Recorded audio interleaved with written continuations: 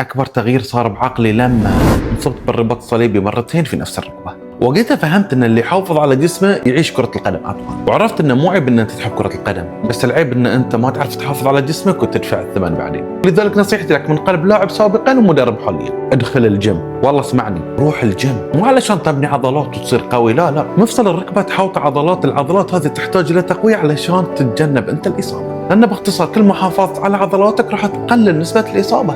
ورقم 2 وهو الاهم، لا تلعب بتهور. مو بس عن ان انت تلعب بقوة، لا، يعني ما في شيء اسمه ان انا احس بالم بس لازم العب اليوم، لا. اذا حسيت بالم او ان ركبتك قامت تطلع صوت، وقف، لا تكمل لعب. مو ضروري تروح المباراة، ترى صدقني مباراة واحدة ما تسوى تخليك ان انت توقف سنة كاملة. وتذكر ان مو كل اصابة يعني النهاية، بس الاستهتار هو يكون بداية النهاية. والحين اكتب لي في الكومنت شنو اكثر اصابة اثرت على مستواك الرياضي، ولا تنسى تتابعنا لان ما باقي شيء على 400,000 متابع.